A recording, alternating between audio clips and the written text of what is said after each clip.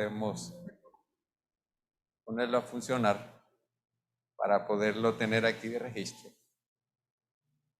Dios llama a Abraham a salir de Ur de los Caldeos, ¿verdad? Y ustedes ven que el apóstol Pablo dice en Hebreos que él salió a una tierra que no recibió, pero salió confiando en la palabra de aquel que le estaba diciendo que le iba a dar la tierra. Y aunque Abraham murió sin haber alcanzado, como dice el apóstol, lo que había sido prometido, ¿acaso es eso muestra de que Dios falló? ¿O es que hay algún problema inherente al ser humano que se llama consecuencia del pecado, o sea, vejez y muerte, que nos alcanza en un momento? Es esto segundo, precisamente. Porque el Señor le prometió eso a Abraham y se lo promete a cada uno de los que le siguen, pero resulta, mis hermanos, que nosotros necesitamos ahora comprender que el plan del Señor empieza por decirle a usted y a mí que el que vive, que el que cree en Él, dice ahí claramente, aunque esté muerto, vivirá, y que el que vive y cree en Él no morirá eternamente. Por lo tanto, mis hermanos, nosotros tenemos hoy precisamente un tema correspondiente al hermano Everardo, y el hermano Everardo está delante de ustedes, ¿verdad? Nada más que el número 3, de acuerdo al rol. Sin embargo, nosotros tenemos que ver cuánto más grande y profunda es la obra del Señor, que traspasa aún las dificultades o las limitaciones del ser humano, porque tiene que haber algo superior, y de hecho lo hay, y ese superior es Dios, y eso que nos ha dado es su palabra. Y nosotros necesitamos comprender, hermanos, que su palabra permanece para siempre. Y lo hermoso que nos presenta ahora en la proclamación del mensaje del tercer ángel, es una promesa que se encuentra en Apocalipsis, precisamente el capítulo 14, nos dice algo muy importante que nosotros no debemos olvidar. ¿Por qué? Porque esta generación de 1844 para acá tiene una gran responsabilidad. Así como tiene también, vamos a decirlo de esta manera, un gran privilegio. ¿Por qué razón? Porque somos aquellos en los cuales los fines de los tiempos, como dice el apóstol Pablo, han parado. ¿Cuánto falta para que el Señor venga? Se han cumplido la mayoría de las profecías. Ahora, nosotros necesitamos ver lo que dice allí en el capítulo 14, versículo 13. Y dice, y oí una voz que desde el cielo me decía, escribe, dice allí, bienaventurado de aquí en adelante los muertos que mueren en el Señor. Estamos hablando del periodo posterior a la proclamación del mensaje del tercer ángel. O sea, estamos hablando del tiempo de más o menos, por ser un poquito más exacto, 1888 para acá. Cuando este mensaje se presenta como la justificación por la fe, como la justicia de Cristo sobre nosotros. Y ustedes ven que hay una promesa. Primero dice, bienaventurados de aquí en adelante los muertos que mueren en el Señor. Sí, dice el Espíritu, descansarán de sus trabajos porque sus obras con ellos siguen. Y este grupo de personajes de los cuales nosotros esperamos ser parte, vamos a tener, si somos llevados al descanso, una resurrección especial. Ahora, no es el tema de esta ocasión, sino más bien el mensaje del tercer ángel, que nos presenta a nosotros, y hermanos, y hasta aquí nosotros como adventistas no hemos logrado descifrar cómo se relaciona si alguno adora a la bestia y a su imagen y recibe su marca en su frente o en su mano, él también beberá del vino de la ira de Dios que ha sido vaciado puro en el cáliz de su ira. Si no logramos relacionar esto con la obra de Cristo en el santuario ahora mismo, con su obra intercesora, con la naturaleza de Cristo, con el sábado y su ley, con la justificación por la fe, que son cosas todas juntas, unidas, una va con la otra, entonces es tiempo de que nosotros lo vayamos haciendo.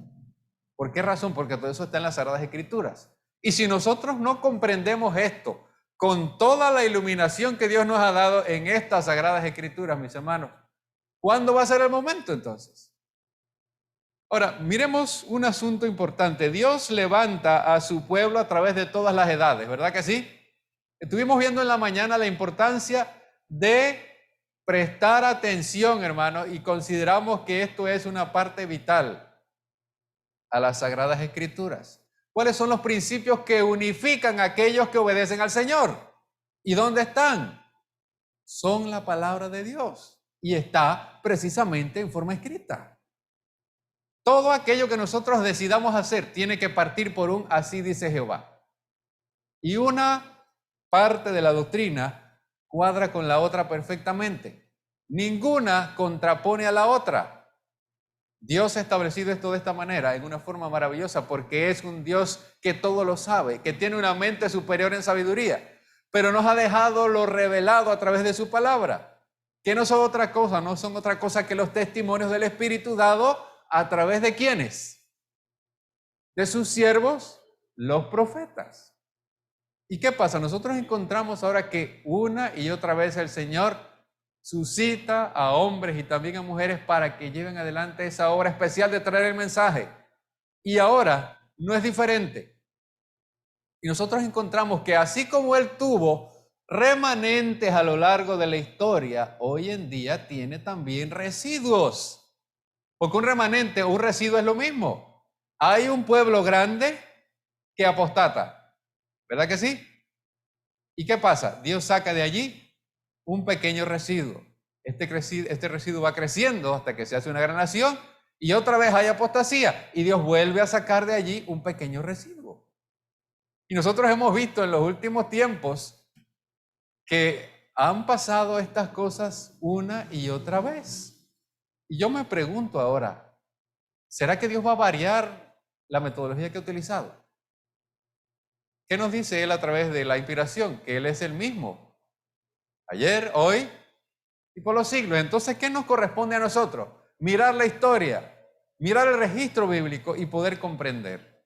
Y nosotros vemos, hermanos, que cuando se da este movimiento en 1843, de lo que es la obra del hermano Guillermo Miller o William Miller, él ahora encuentra este importante cumplimiento de la profecía de Daniel 8:14 hasta 2300 tardes y mañanas.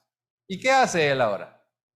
Empezando desde el 457 a.C., con el tercer decreto de Artajerjes para la reconstrucción de Jerusalén y del muro, tal y como estaba escrito, hasta el fin de los tiempos habría 2300 días, hasta el momento en que Cristo empezara la obra de la purificación del santuario. Entonces nosotros tenemos que entender la figura de la purificación del santuario celestial bajo la luz de la figura de la purificación del santuario terrenal. Y no se hacía sino ¿hasta cuándo? Hasta cuando venía el día de la expiación. El sumo sacerdote pasaba del lugar santo al lugar santísimo, llevando consigo ahora los pecados que durante el año se habían hecho. Pasaba del velo adentro. Hacía espesura de niebla o de humo con el incensario para velar la presencia del Señor que iba a estar allí. Y ahora nosotros vemos precisamente que era en ese proceso en que se limpiaba el santuario, porque así como traía una mancha real la sangre, traía una mancha real el pecado. Todos los pecados que habían sido traspasados por medio de la sangre de los corderos o de las ofrendas estaba dentro del santuario. ¿Y ahora qué pasaba? Había que sacarlo de dentro del santuario y específicamente el lugar santísimo y ponerlo sobre aquel que los va a llevar. ¿Quién es este? Al final, Satanás, el macho cabrío por Azazel. El sumo sacerdote ahora tomaba estos pecados y los depositaba sobre Azazel, ese macho cabrío. Pero nosotros vemos que esa era la figura. ¿Qué pasa? La realidad es que Cristo, dice el apóstol Pablo en el libro de Hebreos y ampliamente lo menciona, es nuestro sumo sacerdote. Una sola vez y para siempre entregó su sangre. Pero la obra que él hizo en la cruz del Calvario no fue completada allí, aunque fue completa. ¿Cuándo se completaría la obra esta? Estamos en ese proceso. Porque la figura del santuario terrenal nos llevaba a nosotros a ver que la ofrenda era ofrecida en el atrio, pero que su sangre tenía que entrar ¿a dónde? Al lugar santo, dentro de la tienda de la reunión.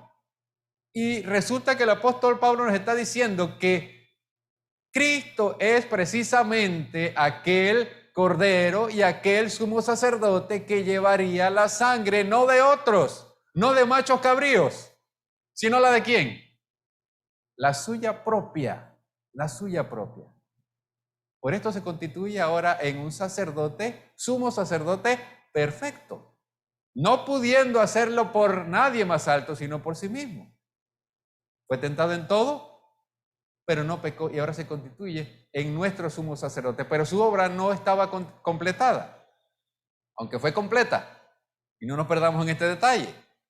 Esa parte fue completa, pero necesitaba seguirse la obra en el santuario celestial. Cristo asciende. En 1844 pasa del lugar santo al lugar santísimo. Empieza la obra de la purificación hasta 2300 tardes y mañanas. Ese periodo terminaba en 1844. Ahora Cristo está en la obra de purificación del santuario. Está expiando nuestros pecados aún está recibiendo nuestras oraciones. Estamos en el día de la expiación, no el típico, no la figura, sino el antitípico, la realidad, desde 1844 para acá. ¿Qué pasa? ¿Qué significa eso? Que hay dentro del santuario, en el lugar santísimo, un mueble que se llama el arca del pacto. Dentro de esta arca están la vara de Aarón que florece, está un pote con un homer, que es una porción diaria del maná, el alimento con el que el Señor alimentó a los israelitas en el desierto, pero está también el asiento del trono de Dios, sostenido ¿por qué? Por las dos tablas de piedra que él ahora escribe con su propio dedo, por segunda vez, porque ciertamente el pueblo de Israel había quebrantado el pacto la primera vez. ¿Recuerdan ustedes cuando adoraron al pie del monte Sinaí a ese becerro de oro? Lábrate unas tablas como las primeras que hiciste, les dice a Moisés. Y estas son las tablas en las que él vuelve a escribir con su propio dedo. Dentro de esas tablas que están dentro del arca del pacto, que no es una cosa más que la figura del trono de Dios que está en el cielo, en esos 10 mandamientos está el cuarto. El cuarto mandamiento nos habla de el sábado precisamente. Entonces, todo aquel que se acerca al Señor, todo aquel que busca la intercesión de este sumo sacerdote, tiene que ver con esos 10 preceptos y específicamente con el sábado, que es la señal entre este Dios, el Dios verdadero, y todos los demás, que son su pueblo. ¿Ven? Entonces, ¿qué sucede? La verdad del sábado es vuelta a traer delante nuestro. Y nosotros vemos ahora la obra de Cristo, la expiación en el lugar santísimo, la justificación por la fe, que no es otra cosa que yo ahora confío en el Señor, confío en sus méritos, porque aunque yo guarde todos los mandamientos, no voy a poder hacerlo en forma perfecta. Pero ¿qué pasa? Yo confío en que Dios, mediante la sangre de Cristo, puede hacerme perfecto. Y ahora, ¿cómo yo reacciono a esto? Por gratitud. Busco agradarle. ¿Y qué dice el Señor en su palabra? Cuando nosotros guardamos sus mandamientos, le estamos agradando. Y Él ahora nos llama a sus hijos. Pero no los voy a guardar para que el Señor me salve o para que me escuche y responda a mis oraciones. Lo voy a guardar porque yo he comprendido que es el asiento de su trono, y que cada precepto tiene, específicamente también el sábado, el objetivo de darme bendición. Y ustedes recuerdan lo que dice en Isaías 58, 13 y 14. Si retrajeres del sábado tu pie de hacer tu voluntad en mi día santo, y lo llamares delicia santo de Jehová, y lo venerares, no andando en propios caminos, no hablando tus palabras, no haciendo lo tuyo, entonces te deleitarás en Jehová. Y ahí está la promesa, que el mundo no ve, que los que dicen que la ley fue clavada en la cruz no ven, que los que guardan a Dios en domingo no perciben. Pero ahí está. Yo te haré subir sobre las alturas de la tierra, dice el Señor, y te daré a comer la heredad de Jacob tu padre. Y luego dice, porque la boca de Jehová lo ha hablado. Entonces, ¿por qué ser tan ciego en no ver la bendición que hay en eso? Y específicamente en guardar el sábado. ¿Saben por qué?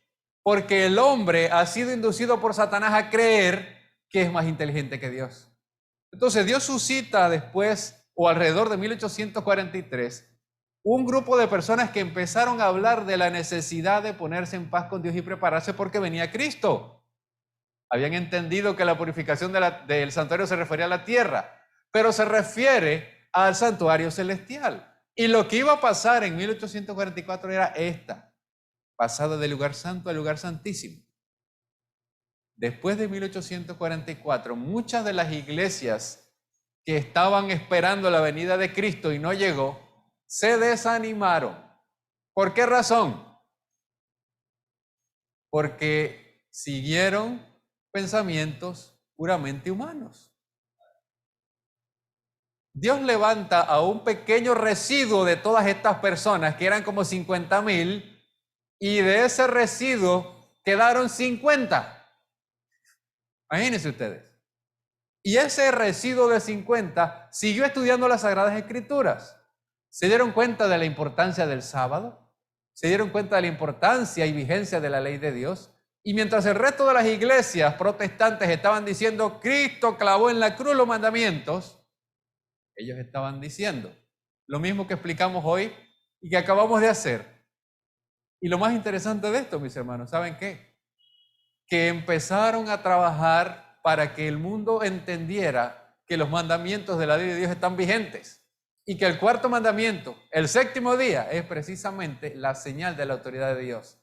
Pero no solo eso, que esa señal de Dios va a ser la razón por la cual va a haber una separación entre aquellos que le sirven a Dios, el Creador, y aquellos que se dejan manipular por Satanás, por el papado, que no es otra cosa que la bestia que se habla en Apocalipsis y en Daniel, y que van a recibir su marca del domingo. Entonces Dios levanta una iglesia que se llama la Iglesia Adventista. La Iglesia Adventista tenía el objetivo, mis hermanos, de proclamar mediante su propio nombre, precisamente adventistas del séptimo día, que esperaban el segundo advenimiento del Señor, pero que guardaban el sábado del cuarto mandamiento de la ley de Dios. ¿Ustedes ven? Pero ¿qué sucede, hermanos? Cuando nosotros vamos a la historia y vamos a verlo a forma rápida, la iglesia que levantó Lutero, el reformador, que trajo consigo la justificación por la fe, fue infiltrada por Satanás a través del paganismo. Y los luteranos quedaron creyendo en la inmortalidad del alma, y adivinen qué día corrieron para tomarlo como si fuera el día del Señor, el primer día de la semana. Juan y Carlos Wesley, otros de los protestantes reformadores, levantaron el metodismo, la iglesia metodista. ¿Y qué pasó con ellos? Fueron infiltrados también por el papado, por Satanás, y quedaron creyendo también en la inmortalidad del alma y reuniéndose en domingo. Y pudiéramos seguir mencionando a los bautistas, pudiéramos seguir mencionando a los evangélicos de todas las formas, cuadrangulares, triangulares, pentecostales, centroamericanos, asambleas de Dios.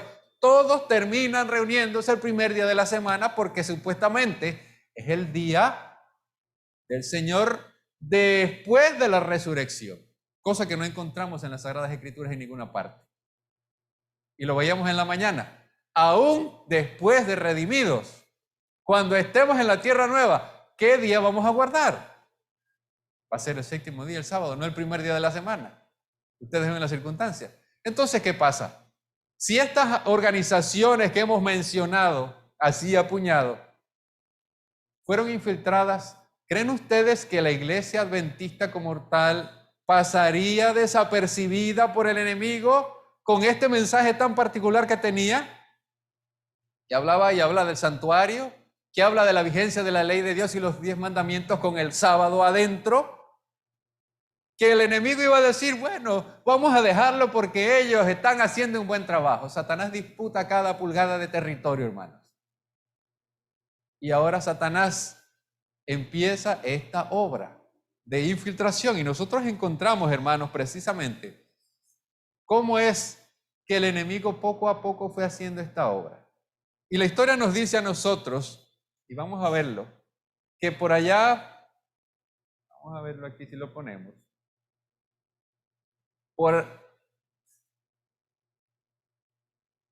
aquí lo tenemos y vamos a agrandarlo.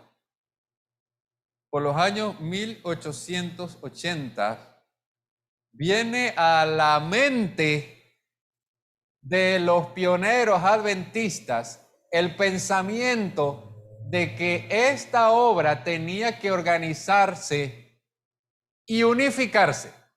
Ahora nosotros estudiamos en la mañana con la hermana Maybe y volvemos a hacer el hincapié en esto. ¿Qué es lo que nos une a nosotros? ¿Qué es lo que nos une? Hermana Misila, ¿qué la une usted con el resto de sus hermanos? Esa es una pregunta. ¿Cuál es su nacionalidad? A ver, hermano Rodolfo, ¿de qué nacionalidad es usted? ¿Y dónde nació? ¿En qué parte de la tierra? En Panamá, es de la capital, así de rápido. Por eso preguntamos, ¿qué nos une? ¿Qué nos debiera unir? Las Sagradas Escrituras, hermano.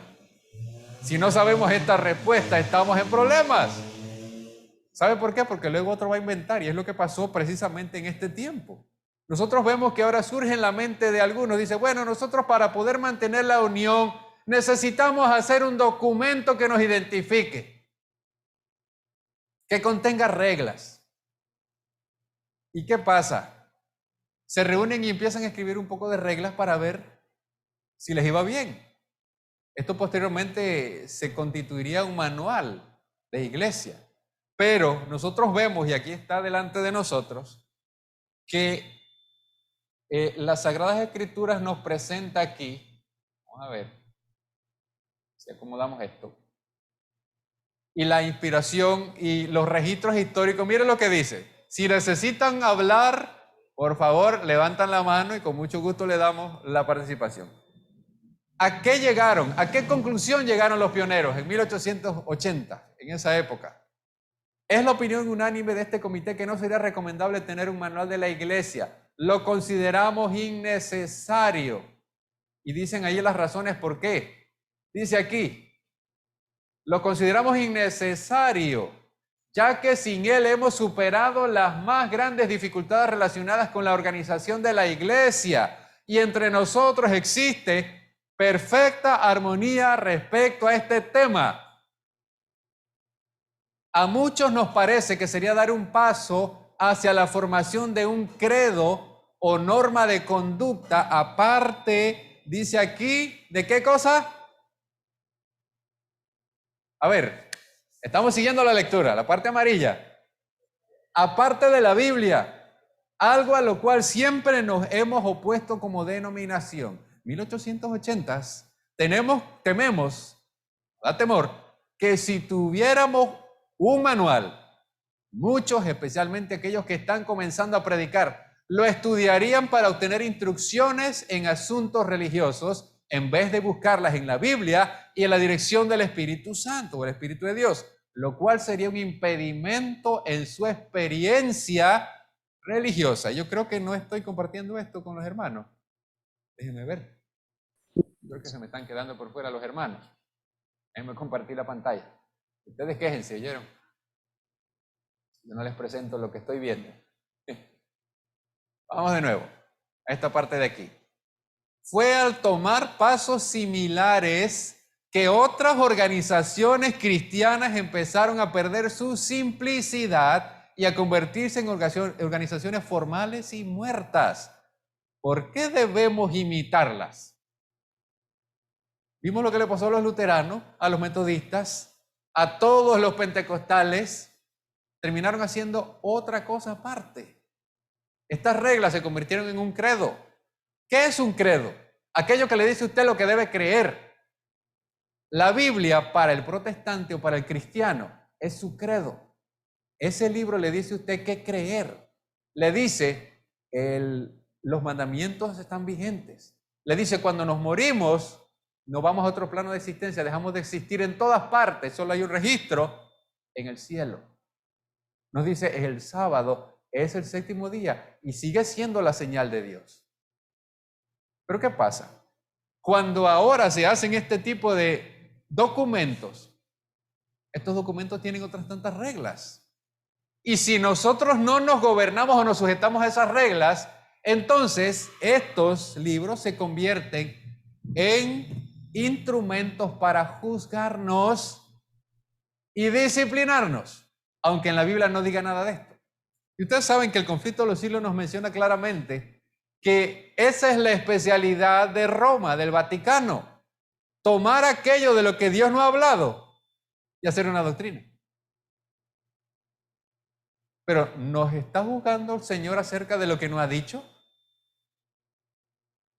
¿O nos está juzgando en relación a lo que Él ha enseñado y establecido? ¿Qué dice Eclesiastés 12, 13, 14?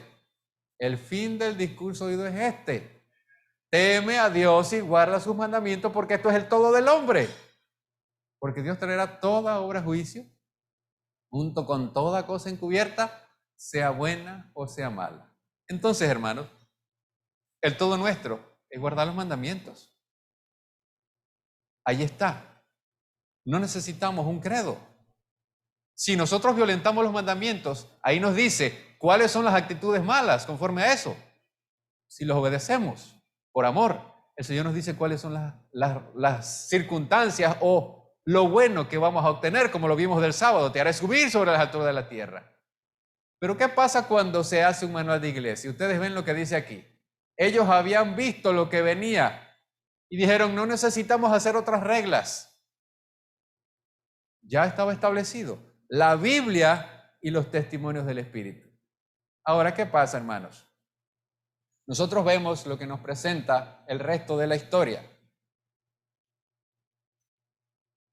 Mire lo que hay aquí. Y vamos a verlo acá.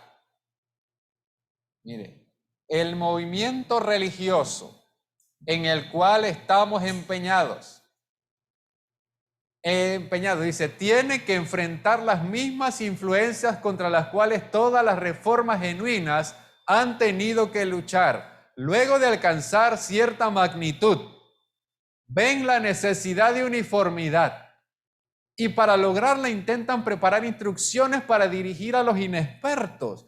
Estas instrucciones aumentan en número y autoridad hasta que, aceptadas por todos, se convierten en una autoridad. ¿Y qué pasó con la Biblia y los testimonios del Espíritu? Pues ahora tienen también este credo. Usted busca en el catecismo le dice que creer, ¿sí o no? Pero el catecismo no es la Biblia. Usted toma la Biblia latinoamericana y ahí dice, acuérdate del sábado, pero hacen una raya y debajo le dicen, no, lo que pasa es que esto así, no, nada de eso, eso era para los judíos, punto. Qué rareza, pues. Entonces, la palabra de Dios está sujeta a la palabra de la iglesia, de esa raya para abajo. Y al fin y al cabo, ¿cómo dice la Iglesia Católica que vamos a tener la salvación? Haciendo lo que dice de la raya para abajo. Porque ellos tienen la llave del cielo y el infierno, supuestamente. Entonces, vemos nosotros la manera en la que el enemigo hace, y dentro de ese credo le dice a usted que usted tiene que santificar las fiestas, y que si a usted le gusta echar paso en el San Juan, denle. Si usted cree que sus parientes se van al cielo o al infierno, o que tienen un alma que se puede sacar, dele, porque eso lo enseña ese credo. Pero la realidad es que la Biblia no lo enseña, hermano. Y ahora estos pioneros estaban viendo esta realidad que nos podía pasar a nosotros. Hermana Michila, así como le había pasado a los luteranos, a los metodistas, a los pentecostales. Entonces, ¿ellos qué hicieron? La mayoría, constituyeron la mayoría en las iglesias protestantes. Y en medio de esa mayoría había un pequeño grupo de hermanos adventistas que seguían diciendo, el sábado es el día del Señor. Los mandamientos no fueron clavados en la cruz. No somos salvos por obras solamente. No somos salvos por fe solamente. Somos salvos por medio de la fe y las obras son el resultado de nuestra fe. Y este pequeño grupo siguió diciendo eso. Y al grupo grande le molestaba eso. Y sobre todo al catolicismo le molestaba más. Y sobre todo le molestaba a Satanás porque es el jefe de todas estas organizaciones religiosas que creen en el domingo y en la inmortalidad del alma. Y en medio de eso ustedes ven, los pioneros dicen, no necesitamos. Una vez esa ruta ha sido tomada, es imposible detenerse hasta que se alcance el resultado mencionado. O sea, la uniformidad. Por ende se convierte en una autoridad. La historia de esos movimientos está delante de nosotros. No tenemos el menor deseo de seguirla. Por lo tanto, rechacemos un manual antes de que sea demasiado tarde. Conjeturamos que los hermanos que han favorecido tal obra no anticiparon los resultados que nosotros hemos mencionado. Lo más probable es que lo mismo sucedió con los miembros de otras denominaciones. La Asociación General creyó beneficioso apartarse de toda apariencia de tal curso de acción. Hasta este momento hemos tenido éxito en nuestra organización sin la necesidad de un manual. La unión prevalece en todo el cuerpo. Las dificultades que aún tenemos que resolver con respecto a la organización son mucho más pequeñas que las que tuvimos que enfrentar en el pasado. Se ha preservado la simplicidad y hemos prosperado al hacerlo. Más vale continuar, como dice allí, como estamos. Por estas y otras razones, el manual de la iglesia fue rechazado. Y ahora el presidente Butler, George Butler, dice, es probable que esa idea nunca se vuelva a contemplar. Sin embargo, nosotros tenemos un problema, hermano, que nos morimos, nos ponemos viejos y nos morimos. Y si no le enseñamos a los chiquillos que la armonía se obtiene mediante sujetarnos a los principios de la palabra del Señor, cuando estos chiquillos se conviertan en los pastores, en los ancianos, en los diáconos, en los maestros y maestras de niños y todo lo demás dentro de la iglesia, ahora ellos van a terminar diciendo, necesitamos un manual. ¿Y qué fue lo que pasó? Pues nosotros, hermanos, solamente tenemos que ir a la historia para darnos cuenta de qué fue lo que pasó.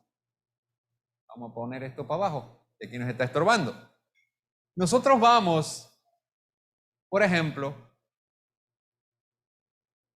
a la historia del manual de iglesia como tal, hoy en día. Ustedes saben una cosa, la última edición del manual de iglesia de la corporación, porque a nosotros, la Iglesia Rosa de Sarón, para los que no saben, nos desfraternizaron por violación del mandamiento número 11. ¿Cuántos mandamientos son de la ley de Dios? 10. Por lo tanto, este mandamiento número 11 es un mandamiento de hombre. En los votos, o el voto que tomaron en contra nuestra, decía, el primer punto, negativa a la aceptación del manual. No derogar voto en contra del manual. Imagínense. Ahora, no nos adelantemos en la historia para que los hermanos que están aquí puedan comprender. Nosotros podemos ver, hermanos, que el Señor ahora nos habla, y ustedes conocen este documento que está aquí. Porque, hermano, uno de los problemas mayores que nosotros tenemos y que podemos llegar a tener es que estemos distribuyendo un material. Este material es específicamente para los adventistas. ¿Por qué razón? Porque entra al tema que estamos nosotros entrando. Yo hice un recuento para que los hermanos puedan comprender hacia dónde vamos. ¿Por qué razón Rufina Alfaro pegó el grito de independencia, pues? Bueno, ¿quién era Rufina Alfaro? ¿Cuántos saben quién era Rufina Alfaro? ¿Cuántos son panameños aquí, nacidos en esta república? ¿Ah? A ver, yo quiero ver la mano de los panameños, por favor. ¿Quién a Rufino Alfaro? Imagínense ustedes. Ya, yo sé que usted debe saber porque usted es Tomasito. Y eso es una cátedra que dan ahí. Pero ¿qué pasa, hermano? Así mismo necesitamos este conocimiento.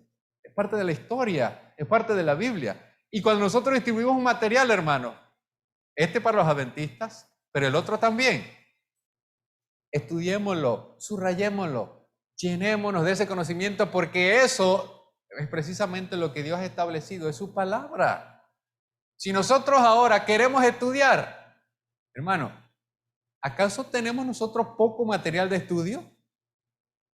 Ustedes han visto la cantidad que veíamos la vez pasada traducidos. Aparte de lo que está sin traducir del inglés al español, Pluma, de la profetisa que el Señor levantó, Elena de White, que no es otra cosa que reafirmación de lo que está en las Sagradas Escrituras. Ahora, ¿qué pasa? Nosotros vemos aquí, hermanos, que la iglesia protestante evangélica, como era la mayoría, pues era lo que mandaban en el mundo protestante norteamericano sobre todo. ¿Qué hacen ellos ahora? Dicen, bueno, esta gente, estos adventistas, tienen unas ideologías muy particulares. Creen en el santuario, creen en la ley, creen en el sábado, creen en la justificación por la fe. Creen que nosotros cuando nos morimos no se nos sale un alma, sino que dejamos de ser. Esas cosas los convierten en una secta. Y cuando nosotros escuchamos la palabra secta, ¿qué nos viene a la cabeza? Ah, ese es un grupito de personas. Es verdad, es un grupito de personas. Lo otro es, está lleno de fanáticos. En algunos casos. Tienen ideas extremistas. En algunos casos también. Pero ¿qué pasa, hermanos? El ser una secta es algo malo. Vamos a verlo en este contexto. Estaba la iglesia judía, ¿verdad que sí? La que tenía el templo, la que tenía los servicios, la que llevaba adelante esta obra, que incluso el mismo Herodes había trabajado por eso, para que este templo se hiciera. De ahí eran Anás y Caifás los sumos sacerdotes. ¿Y qué pasa? Cristo ahora, habiendo ido a esa iglesia y habiendo terminado echando a los cambistas y que casi lo matan a él en una sinagoga, él ahora se aparta de la iglesia judía y levanta un ministerio de sostén propio, una secta. Y esa secta se llamaba los cristianos. Ahora, ¿enseñaba Cristo algo diferente? Pues no. Él dice claramente, si me amáis, guardad mis mandamientos. Yo no he venido a abrogar, sino a cumplir. Y ustedes ven que el Señor lo que hizo fue darle continuidad a lo que los mismos judíos dejaron de hacer. ¿Por qué? Porque la nación y la iglesia judía se llenó de reglas, de manuales. Lastimosamente. Y aún las instrucciones del Señor las llevaron a extremos que Dios no había establecido. ¿Ha usted escuchado hablar del Zohar, de la Cábala, del Talmud? Todo eso constituyen manuales de la iglesia judía hasta el día de hoy. ¿Y qué pasó con las Sagradas Escrituras? Ustedes ven que el Señor les dice, vosotros habéis invalidado, ¿qué cosa? El mandamiento por vuestras tradiciones. Lo que el hombre dice tiene mayor valor que lo que Dios dice, porque la mayoría está de acuerdo. Ahora, ¿eso vale delante de la palabra de Dios o delante de Dios? ¿Quién es el que otorga la salvación? Es Dios. ¿Quién es el que otorga el perdón de los pecados? No es el hombre, es Dios. ¿Ven ustedes? Entonces, ¿qué pasa? La iglesia judía se corrompió, se volvió ramera. Todas estas iglesias protestantes se volvieron rameras. Y ahora los protestantes evangélicos dicen, bueno, o ustedes cambian esa ideología particular que tienen, o nosotros los vamos a seguir tratando despectivamente como una secta. Ahora yo les hago una pregunta a ustedes, hermanos. Si hubiéramos estado en esos zapatos en ese tiempo, ¿qué hubiéramos hecho? Tenemos que ponernos a inventar algo. No, mi hermano, no hay que inventar. Hay que Juan 5:39. ¿Qué dice? Escudriñar las escrituras. No hay que inventar, hay que escudriñar las escrituras. Cristo mismo lo mandó. ¿Qué fue lo que pasó antes? ¿Qué fue lo que hicieron los fieles del Señor antes? Transaron con el enemigo. Cuando Israel estaba en apostasía en tiempos de Israel, 2 millones de personas. El Señor dice, me reservé ¿a cuánto? 7,000. Si nosotros sacamos de proporción, nos va a dar al menos 2 ceros antes de la cifra significativa, después de la coma. Ese era el porcentaje del residuo que existía, de esos más o menos 2 millones. Imagínense. Ellos podían ser considerados secta, porque no participaron del culto a Baal. ¿Pero qué hicieron? ¿Transaron? ¿Se mantuvieron firmes? ¿Se mantuvieron fieles a los principios del Señor? Ustedes ven. Y se repite la historia, hermano. ¿Qué tenía que haber hecho la secta adventista del séptimo día? ¿Ponerse a negociar? No, tenía que haber seguido adelante con el mensaje. Pero ¿qué pasa ahora? Y este es un punto importante y delicado. El conflicto de los siglos nos dice a nosotros que fue a través de directores inconversos de la iglesia cristiana que vinieron posteriormente a los judíos, a los apóstoles, que el enemigo infiltró esa iglesia y la echó a perder. Ahora, ¿tenemos nosotros el mismo peligro? Pues sí. Porque la iglesia constantemente en su obra de evangelización está introduciendo dentro de ella nuevos conversos. Y los nuevos conversos, antes de llegar a ocupar un puesto en la obra del Señor como miembros de algún departamento, como dirigente, tienen que conocer la verdad. Tienen que conocer de las Sagradas Escrituras. Y esto es mucho más profundo. Y solamente podemos escudriñarla y asimilarla con oración, con dedicación, con meditación, con consagración. Entonces, ¿qué pasa?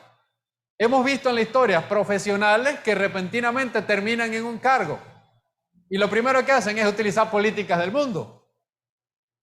¿Qué pasó ahí entonces? Y luego se le dice, no, mira, vamos en una dirección que el Señor no aprueba.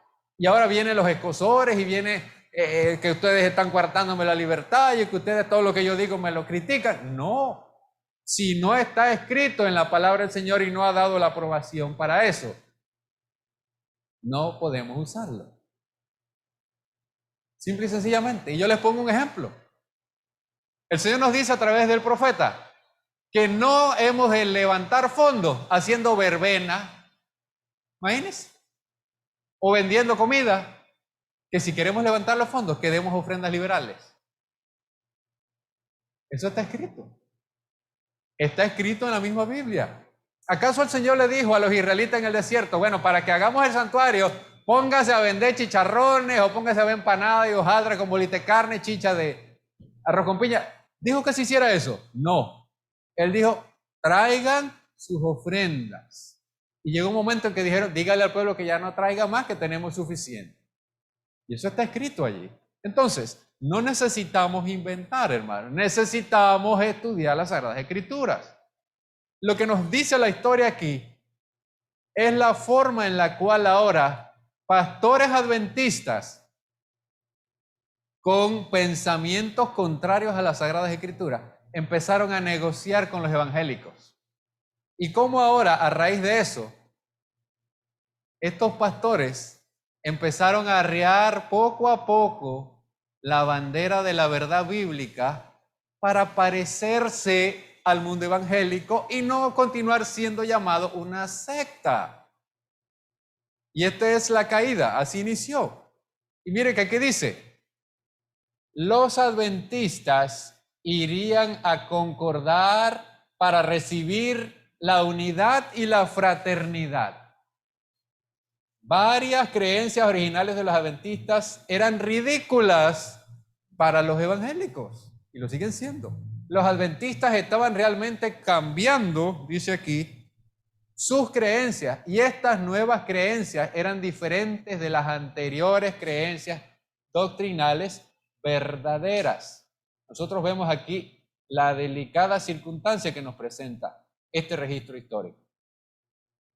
La mayoría del pueblo común en nuestra iglesia, aún la iglesia adventista, aún no sabe lo que sucedió. El hecho que el tornado doctrinal alcanzó a los líderes y pastores adventistas sin hacerle mención de los cambios que se estaban llevando a cabo a los miembros de iglesia hizo que el cambio fuese aún más insidioso. Y este es el punto, hermano, porque mientras nosotros podemos estar durmiendo, sea en forma figurada o en forma literal, el enemigo sigue, vea, sembrando la cizaña. ¿No es eso lo que está descrito en la parábola del sembrador? Ustedes ven que las palabras ahí son. Primero pregunta, ¿quién sembró la cizaña? Y dice, esto sucedió, como ustedes recuerdan el título, mientras usted dormía. Mientras el hombre dormía, el enemigo vino y sembró la cizaña. Cuando nosotros ahora bajamos la guardia, esto es lo que pasa, hermano. Y miren ustedes que agarró a pastores, o sea, gente de conocimiento, gente que se supone que es consagrada. Pero es que estamos hablando, mis hermanos, de que este movimiento, cuando usted tiene una iglesia que cree en la inmortalidad del alma, usted tiene una iglesia espiritista. Y toda iglesia espiritista tiene directamente el auspicio, la patrocinación y el apoyo de Satanás. ¿Cómo consiguen los evangélicos obtener un espíritu? No el espíritu, un espíritu. Porque Satanás se los infunde. Sencillamente como eso. ¿Cómo es posible que lean las Sagradas Escrituras y no entienden sino lo que ellos quieren? Comer lo que les da la gana, para después ir ante el pastor y que le imponga las manos y que ellos reciben la sanidad. Porque tienen el espíritu del diablo. Le dieron la cabida a una parte y le dan la cabida al resto. Entonces, así mismo, con esa misma ideología, querían venir también al adventismo y lograron hacerlo. Entonces, ¿qué pasa? Los pastores adventistas, específicamente Leroy Edwin Fromm, se proponen hacer un libro que se llamó Preguntas sobre Doctrinas o Question on Doctrines. Allí iban a responder las preguntas que los evangélicos tuvieran en relación a nuestras doctrinas. Pero ¿qué pasa? La sola impresión de este libro tenía que ser supervisada por un director superior de los evangélicos. Y de esta manera, si él estaba de acuerdo, entonces este libro se llevaba a cabo. Pero ¿cómo podría estar un evangélico de acuerdo con el sábado? ¿Cómo podría estar un evangélico pentecostal de acuerdo con la vigencia de la ley de Dios? O con que la obra de Cristo en la cruz todavía le faltaba una parte más. ¿Y qué hizo este ministro evangélico? Ustedes tienen que poner ahí esto para que nosotros dejemos de considerarlo una secta. ¿Y qué hizo Leroy Fromm, el pastor adventista? Se plegó junto con los demás a esta petición.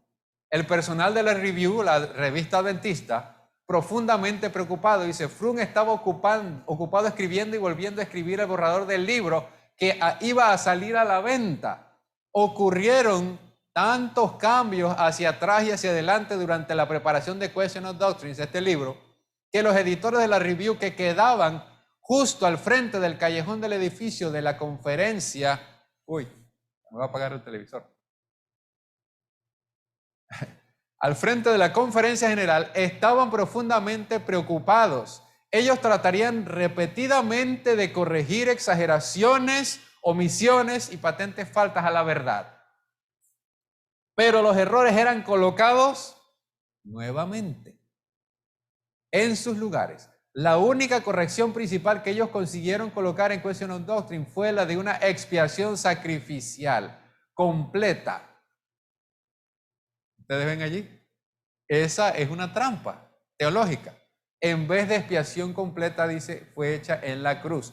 Pero esta mezcla de verdad con error tuvo el efecto de hacer que muchos que leyeron las declaraciones considerasen los errores como posibles verdades. Ahora, hermano, cuando no conocemos las Sagradas Escrituras, cuando no las estudiamos, Cuando vamos a la iglesia solamente para recibir el Espíritu, o cuando vamos porque nos gustan los himnos y cantamos, y nosotros en casa no escudriñamos las Sagradas Escrituras, ¿qué va a pasar? De repente viene un tipo como yo, al que ustedes le tienen confianza, y les dice, hermano, ¿saben qué? Cristo terminó la obra y ya no es necesario guardar los mandamientos. Y todos dicen, bueno, pero si el hermano tercero lo dijo, pues tiene que ser verdad. Pero ¿cuál es la diferencia, hermano? Vamos nosotros a hacer lo que el hermano tercero dijo. ¿Quién es el hermano tercero? ¿Cuál es la autoridad? ¿Cuál es la autoridad? Las Sagradas Escrituras, hermano. No lo dudemos. Por eso el apóstol Pablo nos dice en el texto de Gálatas 1:8, y volvemos a leerlo, hermano. 8 y 9 de Gálatas. Si yo empiezo a hablar falsedades de esta clase, mis hermanos, ustedes están autorizados por Dios mediante su palabra. Dice Gálatas 1:8, mas si aún nosotros o un ángel del cielo. ¿Y quién estaba hablándole a los Gálatas? El apóstol Pablo, Pero él dice, mira, si aún yo o un ángel del cielo os anunciaré otro evangelio diferente del que os hemos anunciado, sea anatema. Como antes lo hemos dicho, también ahora lo repito. Si alguno os predica diferente el evangelio del que habéis recibido, sea anatema. ¿Qué significa anatema? Maldito. Entonces, ¿qué tenemos que hacer nosotros, hermano? ¿Cambiar porque el hermano tercero los dice? No, vamos a las Sagradas Escrituras. Ahí es donde el enemigo ha buscado otro método, porque ha inventado nuevas versiones de las Sagradas Escrituras, dizque con lenguaje más sencillo, pero ¿qué han hecho en esto? Recortar. La nueva versión internacional es una desgracia. Y usted sabe que esta versión la imprime Sonderbank, que también imprimen, esta asociación publicadora, imprime libros satánicos. Nueva versión internacional. No la compre. Si se la regalaron, pues yo lamento mucho. Antes y aún las traducciones más buenas son las que son exactamente como dicen el original. Porque hermano, si yo le digo a usted una palabra en otro idioma y viene alguien y traduce algo que yo no he dicho, vamos a terminar de pelea. Y yo ni siquiera he dicho eso. Por ejemplo, una palabra que todos podemos entender, I love you. Y el traductor dice, él dice que los detesta a morir. ¿Ustedes ven el problema? Entonces, la necesidad de las traducciones lo más acercadas al original es lo que se requiere hoy. Biblia Reina Valera de 1909. La Biblia latinoamericana, quitándole los apócrifos, es una buena traducción. No lea lo que está debajo de la raya porque es lo contrario de lo que Dios dice arriba, ya lo hemos dicho. Pero ¿qué pasa, hermano? Asimismo han venido estas a hacer toda esta desgracia, y aquí nosotros vemos ahora esta parte. Cuando nosotros vamos a leer y a estudiar en relación a esto, vamos a darnos cuenta lo que la historia nos dice. Cuando esto sucede, y usted pudiera preguntar, pero bueno, es que nadie se dio cuenta, que ningún pastor se dio cuenta. Pues sí, hubo pastores que se dieron cuenta, y dentro de esos uno que se llamó Milian Landers Andreasen. ¿Pero qué pasó con este ministro? Mire, la historia nos dice aquí. Vamos a leerlo, que lo tenemos aquí. Central al punto de vista de Andreasen, este es el pastor que reclamó que era lo que estaba pasando con Frum, sobre la expiación había una división del mismo en 3 fases. Cristo vivió una perfecta vida sin pecado, lo cual nos proveyó a nosotros un ejemplo de cómo tenemos que vivir. Y vamos a analizar este punto brevemente, pero que lo podamos entender. El mundo evangélico nos enseña a nosotros que Cristo, y también lo hace el catolicismo, porque esa es la mamá de todos los demás, que Cristo tenía una naturaleza que ni usted ni yo podremos tener. La Biblia dice que Cristo vino con una naturaleza como la nuestra, que no fue concebido sin pecado, porque la misma María tampoco fue concebida sin pecado. Todos tuvimos y tenemos esa oportunidad de pecar. Porque el pecado, aparte de ser transgresión de la ley, es una elección. Cuando yo ahora, sabiendo lo que Dios dice en su palabra, en sus 10 mandamientos, decido hacer lo contrario, ¿qué dice la misma Biblia? El que sabe hacer lo bueno y no lo hace, ¿qué pasa? Es pecado, eso está escrito. Entonces, ¿qué pasa? Cristo ahora vino a este mundo con una carga genética y degradada de 4000 años. Y vivió como usted y como yo porque era 100% humano. No tenía una vacuna contra el pecado, salvo la misma que él estableció. ¿Cuál es la vacuna de nosotros contra el pecado?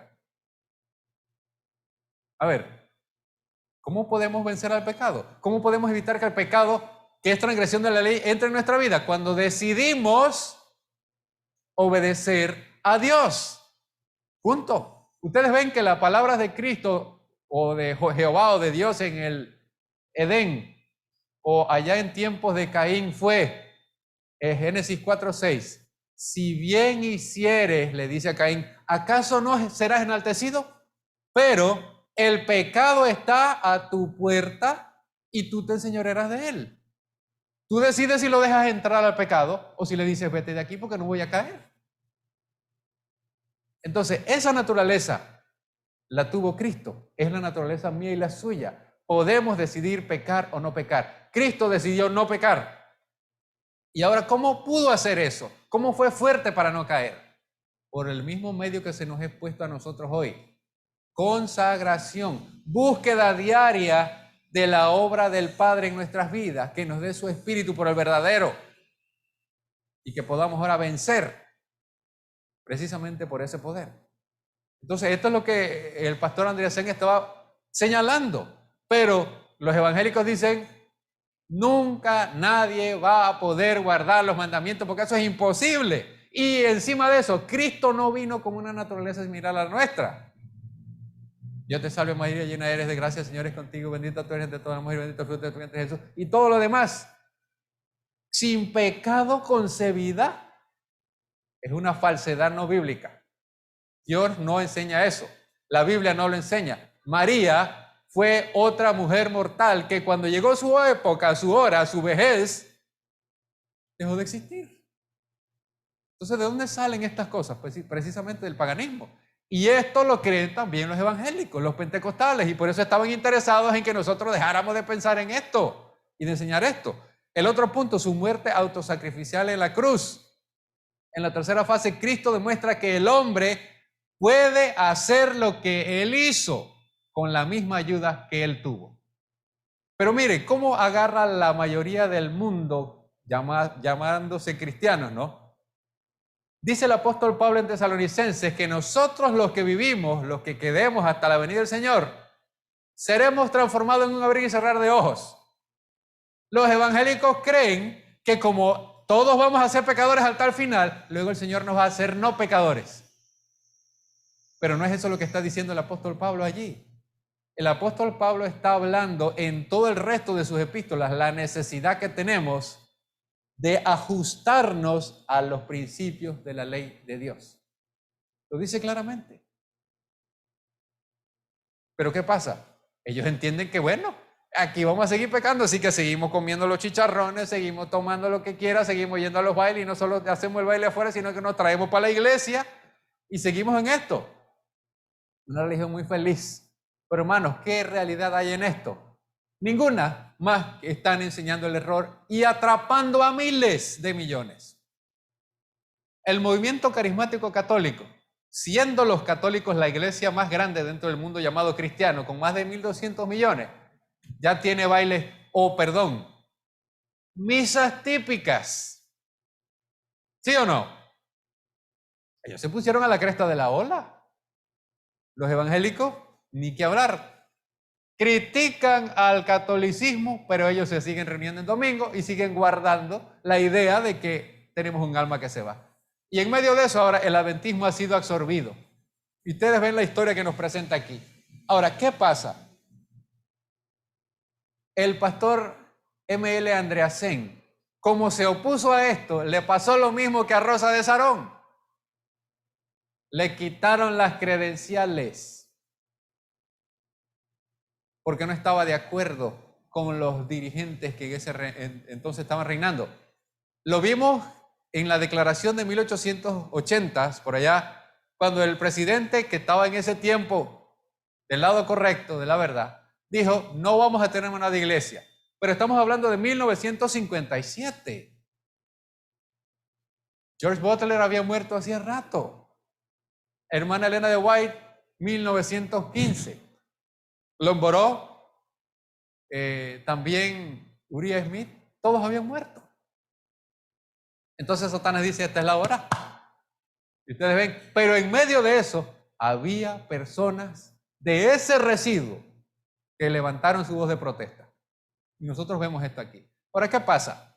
El libro Question on Doctrines dio como resultado ahora otro documento más. ¿Ustedes recuerdan ese texto que dice que el pecado, habiendo sido engendrado, da a luz qué cosa? ¿Qué cosa, hermano? No se me duerman. El pecado, habiendo engendrado, ¿qué da a luz? La muerte. Y el libro Question on Doctrines, la apostasía, habiendo engendrado, dio a luz Question on Doctrines. Y Question on Doctrine, habiendo dado a luz, engendró también las 27 doctrinas de los adventistas.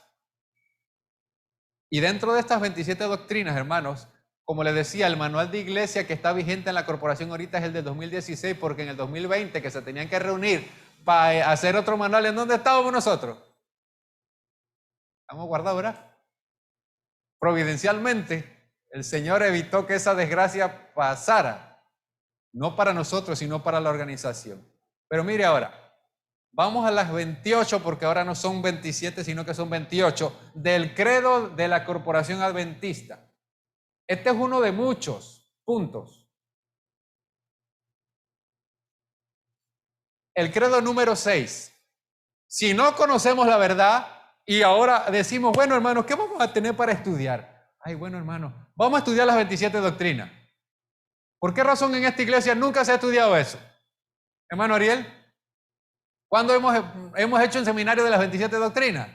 Nunca, porque las 27 doctrinas son un hijo de Question on Doctrine, que es a la vez un hijo de las conversaciones que tuvieron los adventistas con los evangélicos.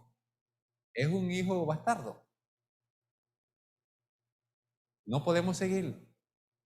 ¿Por qué? Porque nos está enseñando el error y vamos a analizarlo. Pero vamos a ver, en este punto 6 específicamente, porque las doctrinas ahora son 28. Recordemos, la obra de Cristo no fue completada en la cruz, porque el cordero era ofrecido en el atrio del santuario y luego su sangre era llevada adentro. Esa sangre contenía los pecados del confesor, del que confesaba su pecado. Pero esa sangre en un momento del año tendría que sacarse de ahí y ser puesta sobre Satanás, sobre el macho cabrío por Azazel. Por lo tanto, la obra de Cristo en el real santuario celestial era ofrecerse en el atrio que era la tierra y luego subir al santuario celestial para continuar su obra. Cristo tenía sobre sí, y la tiene aún, una naturaleza como la suya y la mía. Podía pecar. ¿Usted está consciente de eso? No en vano cuando el Señor estaba allá en el Getsemaní dice que sudaba grandes gotas de sangre, porque Él se podía perder, corría el riesgo de perderse, porque es 100% hombre. Pero la trampa está, y la analizamos un poco y la vamos a leer aquí nuevamente, en que se tuercen las Sagradas Escrituras y se termina enseñando que Cristo tenía una naturaleza impecable y que nosotros pecaremos hasta el final. Y Cristo luego hace así, y ahora ya vamos a dejar de ser pecadores. Esa es la falsedad. Veamos lo que dice la doctrina número 6. La santidad de la naturaleza humana de Cristo es evidente. Vamos a agrandarle un pelito más. Uy, agrandamos demasiado. Es evidente. A ver si nuestros hermanos del internet lo pueden leer ahí, por favor. Háganme saber si no lo agrandamos un pelito más. Agrándelo un poquito más, hermano. Ok. A ver si funciona ahí. Si no le metemos 235%. A ver, yo creo que ahí encuadra un poquito más. Mire. ¿Por qué? ¿Pero por qué? ¿Pero qué podemos, perdón? ¿Pero qué podemos decir de la naturaleza humana? Vuelvo a leer. La santidad de la naturaleza humana de Cristo. Es evidente que la naturaleza divina de Jesús era santa. ¿Pero qué podemos decir de su naturaleza humana? La Biblia describe la humanidad de Jesús llamándola santa. Su nacimiento fue sobrenatural. Fue concebido del Espíritu Santo cuando aún no había nacido. Fue descrito como el ser, el santo ser. Tomó la naturaleza del hombre en su estado caído, llevando las consecuencias del pecado, no su pecaminosidad. Era uno con la raza humana, excepto en el pecado. Jesús fue tentado en todo según nuestra semejanza, pero sin pecado. Santo, inocente, sin mancha, apartado de los pecadores. Pablo escribió que Cristo no conoció pecado. Pedro testificó que Jesús no hizo pecado ni se halló engaño en su boca y lo comparó con un cordero sin mancha y sin contaminación. Juan declaró: no hay pecado en él, pero se mantuvo libre de la corrupción hereditaria y de la depravación y la práctica del pecado. Ante sus oponentes proclamó: ¿quién de vosotros me redarguye de pecado? Cuando se acercaba a su mayor prueba, declaró: viene el príncipe de este mundo y él nada tiene en mí. Jesús no poseía propensiones ni inclinaciones al mal. ¿Estamos leyendo? Ni siquiera pasiones pecaminosas. Ninguna de las tentaciones que lo asaltaban como un alud pudo quebrantar su inamovible lealtad a Dios. Estamos viendo una parte que es correcta. Pero Jesús nunca hizo confesión de pecado, ni ofreció sacrificio. Ahora yo pregunto, ¿en dónde está la base para declarar esto? ¿Todo judío participaba de la Pascua, sí o no? Y dentro de la Pascua se participaba de la figura del Cordero. Ya empiezan a desvariar, pero ponen una cita. No oró Padre, perdóname, sino Padre, perdónalos. Procurando siempre cumplir la voluntad de su Padre y no la suya propia. Jesús mantuvo constantemente su dependencia del Padre. Y miren lo que dice aquí. A diferencia de la humanidad caída, la naturaleza espiritual de Jesús es pura y santa, libre de toda contaminación del pecado. Sería un error pensar que Cristo es absolutamente humano como nosotros. Es el segundo Adán, el único hijo de Dios. Tampoco debiéramos considerarlo como un hombre con la propensión a pecar. Si bien su naturaleza humana fue tentada en todo lo que la naturaleza humana puede ser tentada, nunca cayó, jamás pecó, nunca se halló en él ninguna inclinación al mal. ¿Vemos ahora la circunstancia? ¿Parece verdad? Esta parte roja. Pero no es verdad.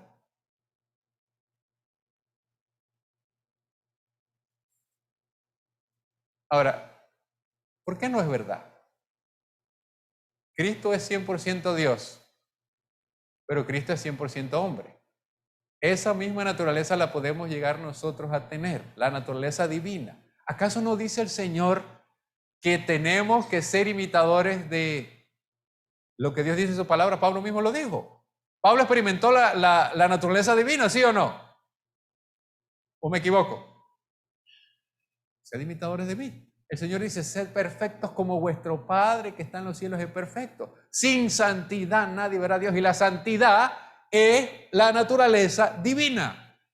Yo no puedo alcanzar la salvación si la naturaleza divina no está en mí. ¿Cómo la puedo obtener ahora?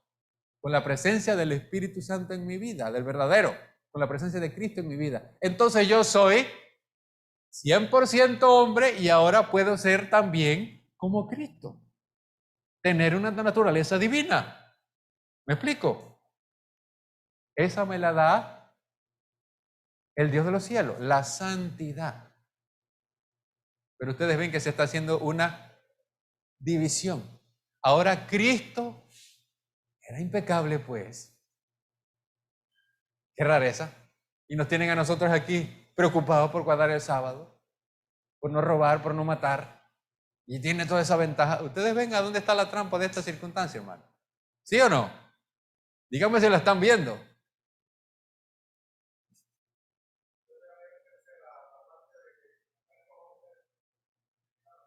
A diferencia de la humanidad caída, la naturaleza espiritual de Jesús es pura y santa y libre de toda contaminación del pecado.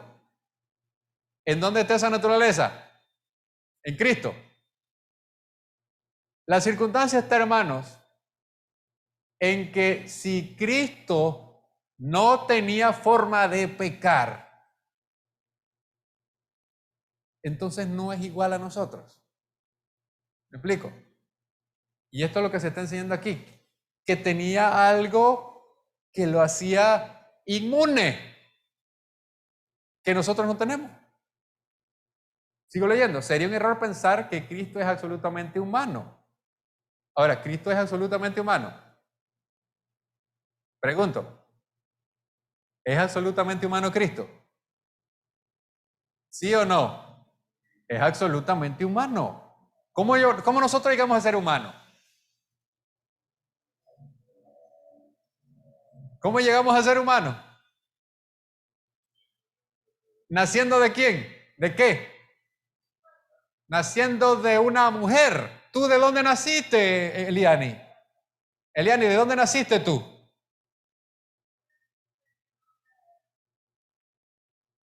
Hermana Misila, ¿de dónde nació usted? De una mujer. Cristo nació de mujer. Entonces, ¿acaso no es absolutamente humano? Ustedes ven la circunstancia. Pero aquí dice, esto es las 28 doctrinas. Y luego hay muchas otras cosas que por el tiempo no vamos a ver. Pero ustedes ven cómo una cosa trae la otra y esta trae la otra. Del manual de iglesia que no necesitamos, pasamos a explicarle a los evangélicos, pero recuerden, hermanos, que este es el punto. Nosotros no necesitamos hasta el día de hoy el manual de iglesia. La Biblia y los testimonios del Espíritu contienen lo que nosotros necesitamos para organizar la iglesia, para administrarla, para llevarla adelante. Cuando nosotros ahora nos proponemos hacer un conjunto de reglas, estamos haciendo un credo. Y miren, yo tengo aquí una cita que está traducida y que ustedes pueden ver también. Esta cita, si usted tiene la aplicación del Ellen G. White State, el mismo en inglés, va a encontrarla. Nosotros la tenemos aquí y podemos permitir que usted la vea. Está marcada aquí. The first step to apostasy is to get out of a creed. ¿Qué está diciendo aquí? Lo que dice en español. El primer paso hacia la apostasía es adoptar un credo que nos diga en qué creer. El segundo paso es hacer que ese credo sea una prueba de discipulado. El tercer paso es procesar a los miembros por ese credo. El cuarto, denunciarlos como herejes a aquellos que no creen en ese credo. Y quinto, comenzar una persecución contra los tales. Es lo mismo que dice aquí en inglés. The fourth, denounce heretic, dice aquí, and the fifth, to commence persecution against such, en contra de los tales. Así que no es una invención, para que ustedes puedan corroborar. Ahora, esto, como dijimos, el texto, una cosa parió y dio a luz otra, y esa parió y dio a luz otra, y esa parió y dio a luz otra. Y nosotros estamos aquí en el 2021, hermanos, precisamente porque fuimos echados afuera, como les dije antes, porque no aceptamos el manual de iglesia como regla de fe. Porque nosotros nos plantamos y dijimos, la Biblia y los testimonios. Punto. ¿Y qué dijeron ellos? Vea, ¿quiénes dijeron esto? Si nosotros vamos a la historia, vamos a darnos cuenta que eran los pioneros que se reunieron y así como dijeron, no necesitamos manual de iglesia. Dijeron, si nosotros hacemos un credo, si le ponemos en un libro que no sea la Biblia y los testimonios a la gente, esto es lo que creemos y esta es la creencia. Vamos a cambiar la religión. Vamos a hacer una religión diferente, no va a ser cristianismo, aunque se llame cristianismo. Y usted ve qué es lo que pasó. Entonces, ¿qué pasa, mis hermanos? Por esa razón nosotros no utilizamos ni las 27 ni las 27 ni las 28. Por esa razón tampoco nosotros buscamos el libro Preguntas sobre Doctrina. Por esa misma razón no tenemos manual de iglesia. No se necesitó en los 1880, no se necesita en los 2021. Si nosotros necesitamos resolver algo, si necesitamos saber cómo hacer algo para resolver determinada situación, ¿qué hacemos? Vamos a los testimonios, vamos a la Biblia y vemos qué está establecido allí y lo llevamos adelante.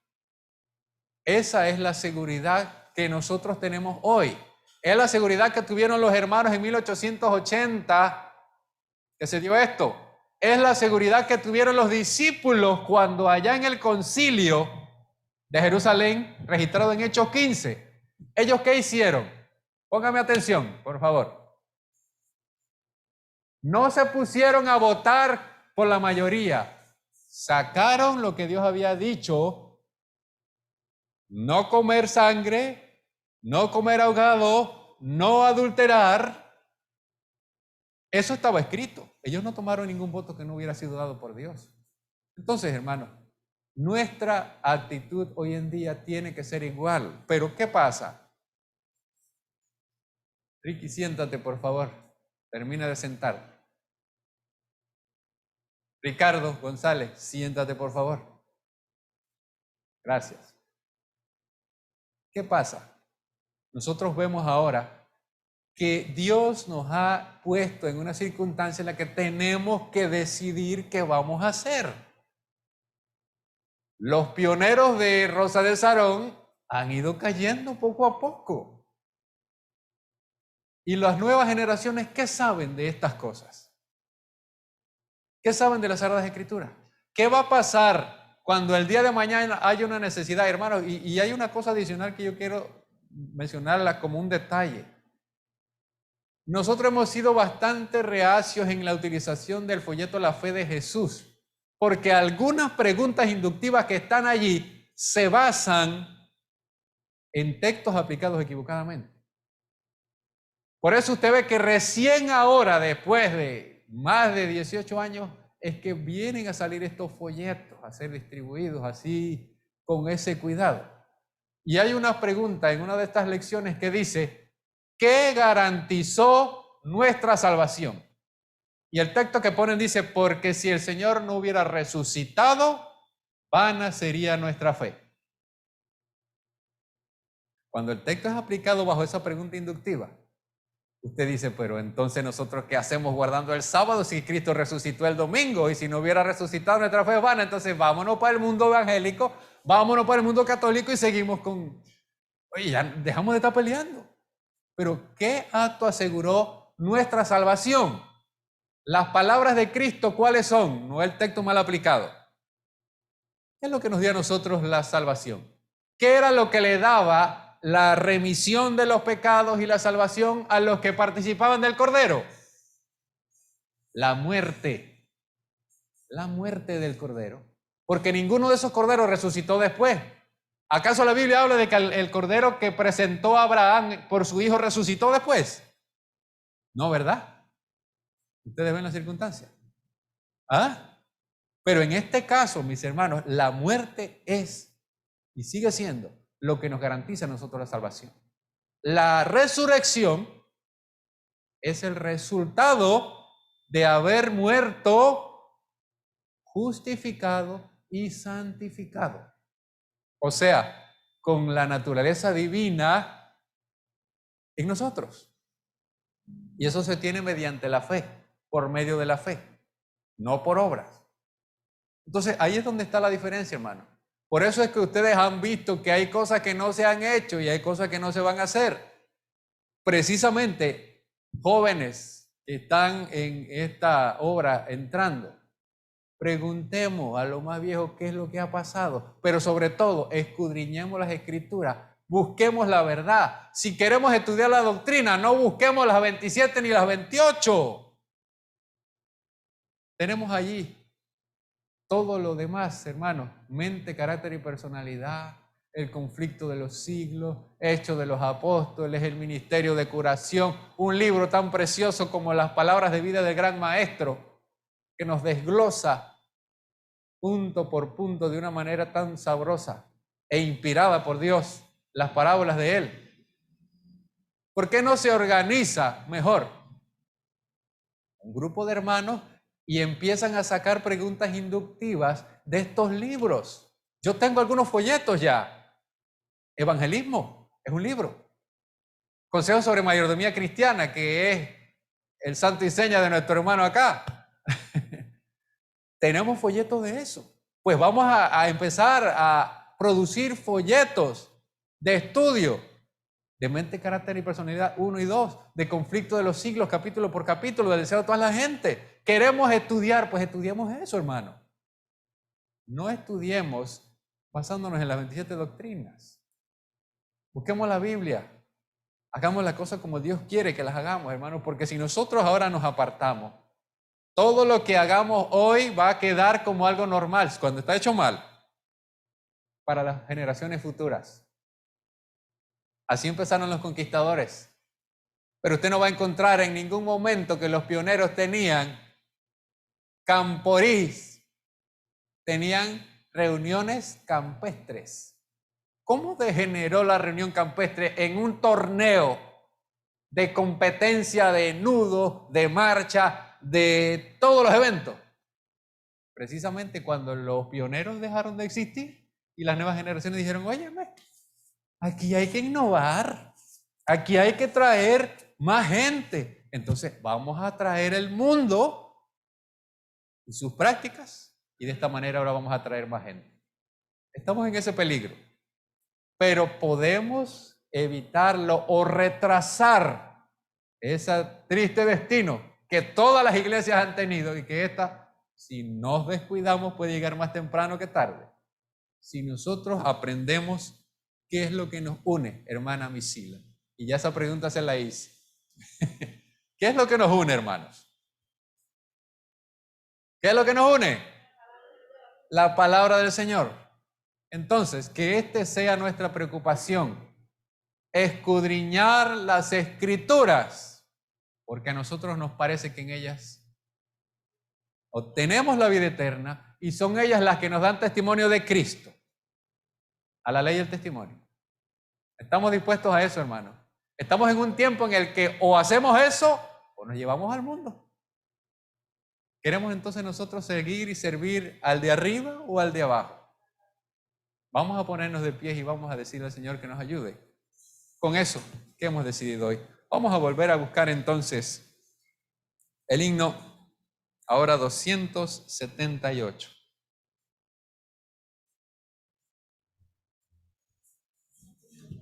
$278.